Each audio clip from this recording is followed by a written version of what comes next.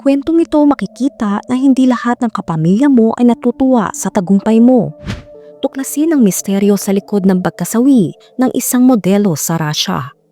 Selos at inggit nga ba ang ugat ng trahedya o may mas madilim pang lihim na ikinatago?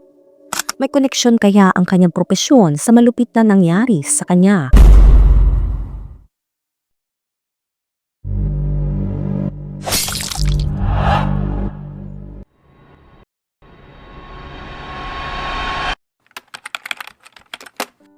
Noong huling bahagi ng 1990s sa masiglang lungsod ng St. Petersburg, Russia, isinilang si Stefania Dubrovina, ang pangalawang anak ni Oksana.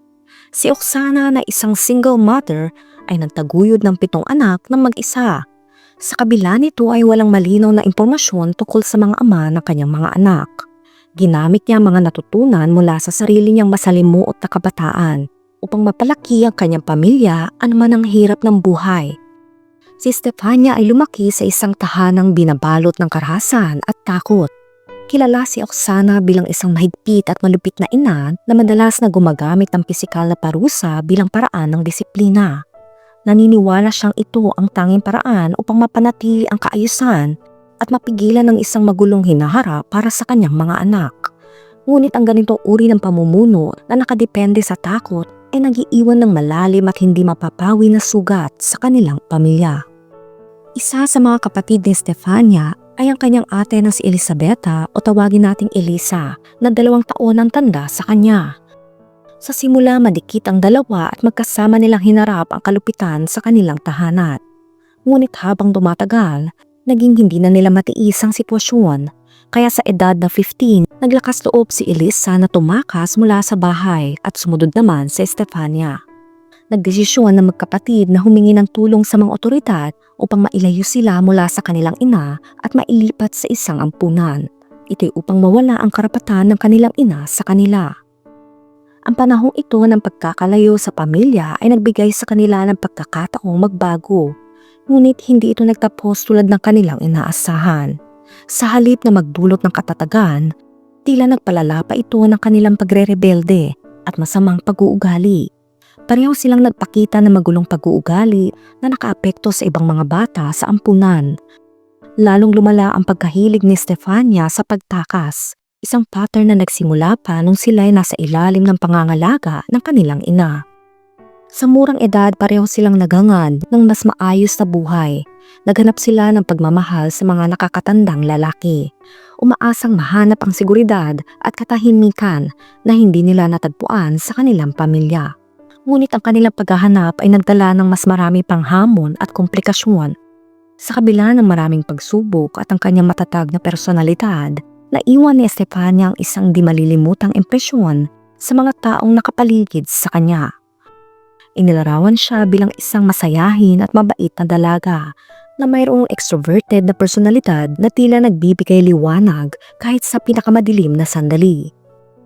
Ang kanyang likas na sigla ang nagbigay daan sa kanya upang makilala sa mundo ng local entertainment, lalo na sa industriya ng pagmumodelo. Sa kabila ng kanyang murang edad, nagawa niyang buksan ang pintuan ng kanyang karera gamit ang kanyang nakakabighaning ngiti at nakakahawang enerhiya. Sa social media, binahagi ni Stefania ang mga larawan na karamihan ay masyadong lantad para sa isang menor de edad. Bagaman malinaw na marami sa mga ito ay kuha niya mismo, may ilang mga larawan na mukhang kinuha ng isang profesional. Sinubukan ng kanyang ina na si Oksana na magsampa ng reklamo laban sa mga photographer. Ngunit hindi ito pinansin ng mga otoridad matapos ang paliwanag ni Stefania. Sa panahong ito nakilala ni Stefania si Alexei Fatev o tawagin nating Alex, isang lalaking nasa 40s at nagkaroon sila ng relasyon. Mabilis na umunlad ang kanilang relasyon at hindi nagtagal ay nagsama na sila. Iniwan ni Stefania hindi lang ang ampunan kundi pati na rin ang kanyang kapatid na si Elisa. Ayon sa ilang malapit sa kanila, nagdulot ito ng selos kay Elisa na tila nararamdaman ang pagkabigo sa hindi niya maabot na tagumpay na naranasan ng kanyang nakababatang kapatid. Ang relasyon ng magkapatid na dati nang puno ng alitan mula sa kanilang nakaraan ay lalo pang naging masalimuot. Ngunit walang sinuman ang nakapag-akala na mauuwi ito sa isang trahedya. Noong February 23, 2016, nagdiwang sina Stefania, ang kanyang nobyo at si Elisa ng Defender of the Fatherland Day sa bahay ng magkasintahan. Sa simula, naging maayos ang gabi habang nagkakasama sila sa sala. Ngunit sa isang punto, humiling si Stefania kay Alex na lumabas at bumili ng mas maraming alak. Pagbalik ni Alex mula sa tindahan, narinig niya mga desperadong sigaw ni Stefania mula sa loob ng apartment. Ang sigaw ay rinig sa buong gusali. Sinubukan niyang pumasok, ngunit nakalak ang pinto mula sa loob. Nangamba siya at humingi ng tulong sa isang kapitbahay upang basagin ang pinto. Ngunit hindi nila nagawang buksan ito. Bigla-bigla, binuksan ni Elisa ang pinto at tumakbo palabas ng apartment. Agad siyang hinabol ni Alex at siya ay nahuli sa unang palapag. Kung saan napigilan niya itong makatakas habang tumatawag ng tulong sa mga otoridad. Nang dumating ang pulisya, natagpuan nila ang isang nakakatakot na eksena. Sa loob ng isa sa mga kwarto, nakahiga sa kama si Stefania. Wala nang buhay. Ang eksena sa lugar ng insidente ay parang eksena mula sa isang bangungot. Ang mga pader, sahig at bawat sulok ng kwarto ay nabalutan ng pulang likido. Ito'y patunay ng tindi na karahasang naganap.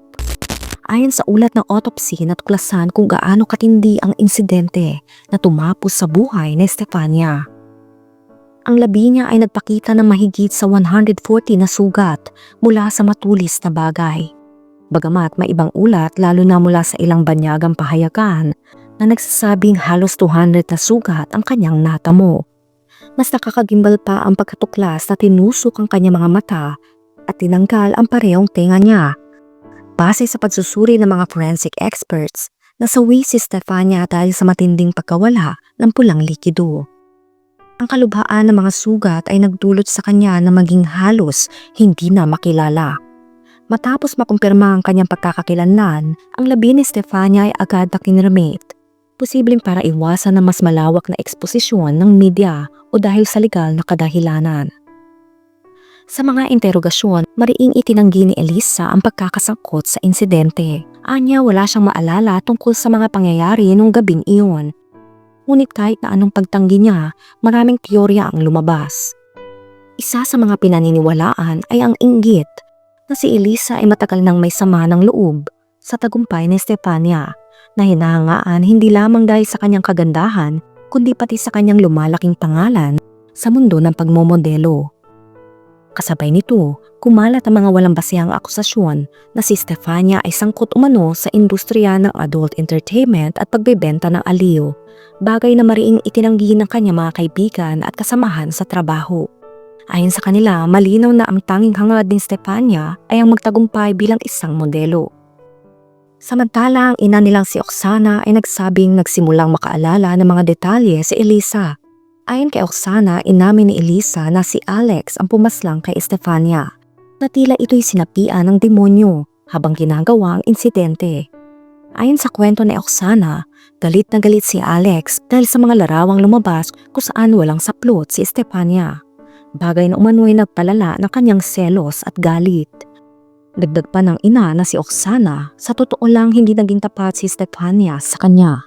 Hindi natin alam kung ano ang nasa isip niya para sirain ang kanyang sariling anak. Noong 2017 sa isang TV show, sinugod ni Oksana si Alex at sinaktan ito gamit ang kanyang mga kuko. Sa ulat ng isang dyaryo, sinabi na ginaya umano ni Elisa si Stefania sa mga estilo nito mula sa kulay ng kanyang buhok hanggang sa shade ng kanyang lipstick. May mga litrato pa nga sila na magkayakap pero malinaw na naiinggit ang nakatatandang kapatid sa nakababata. Ito'y ayon sa ulat ng dyaryo. Isang malapit na kaibigan ni Stefania na tumulong sa kanya na makahanap ng trabaho ang nagsabi na nakausap niya si Stefania ilang oras bago ang trahedya. Ayon sa kanya, tumawag si Stefania habang umiiyak. Bagaman hindi niya binanggit ang mga detalye, sinabi nitong may kinakaharap siyang problema. Ang pahiwatig na iyon ay nag-iwan ng mabigat at misteryosong pakiramdam na hindi na niya muling mabibigyang linaw. Lumabas din ang haka-haka na maaring konektado si Stefania sa isang grupo ng mga kriminal na nagtangkang paslangin siya. Bagaman hindi ito napatunayan, ang mga investigasyon ay tuluyang nagtuon kay Elisa na itinuturing na pangunahing suspect sa insidente.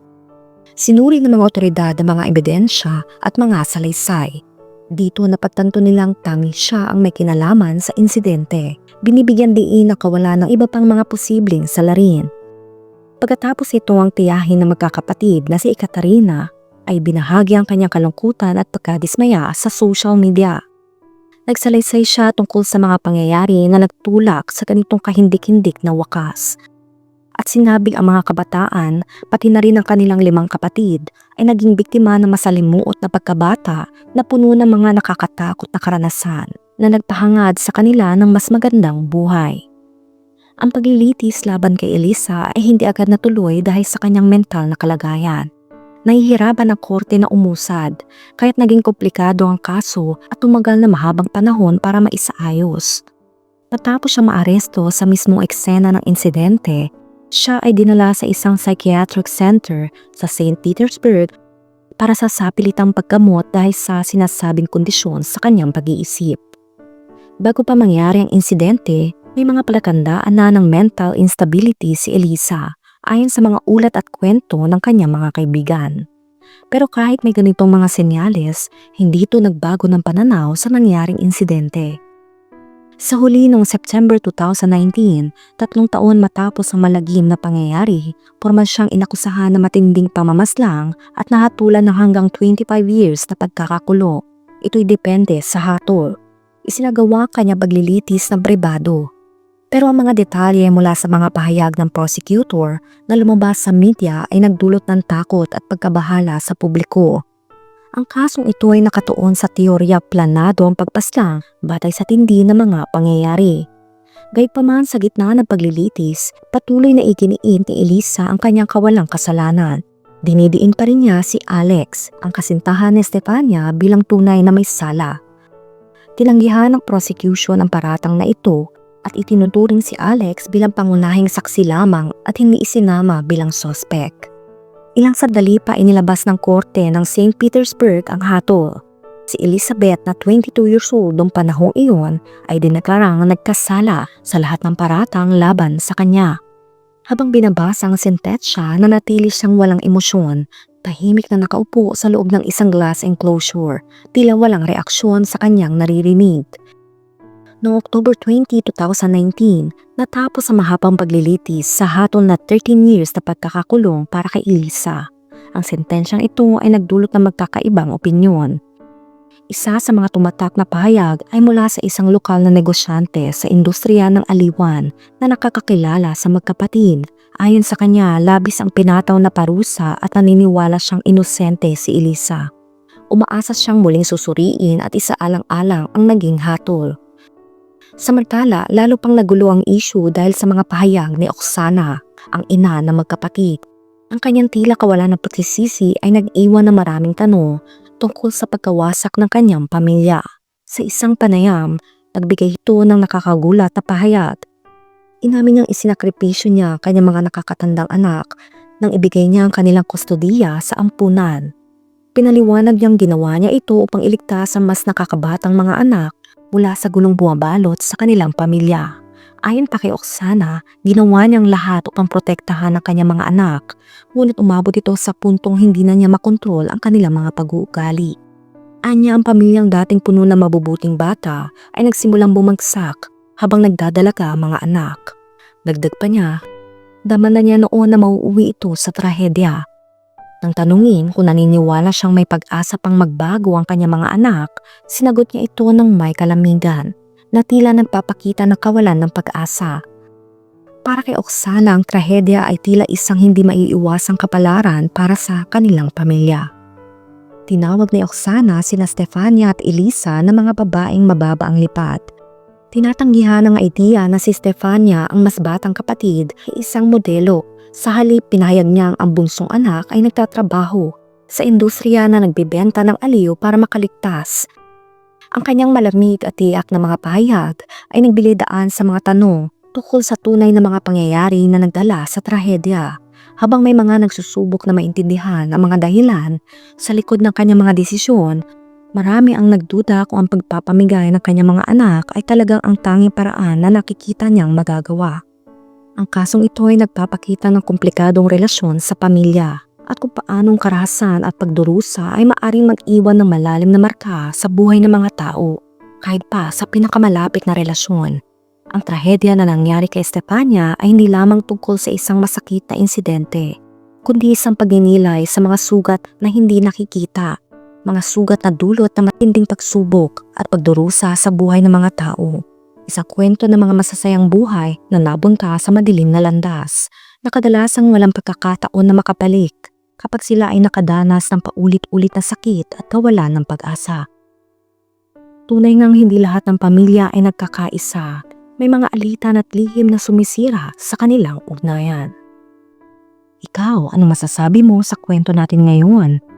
Let me know sa comment section. Kung nakaabot ka sa video na ito ay maraming salamat. Huwag kalimutan mag-like, share, subscribe, and turn on the notification. Ingat ka palagi.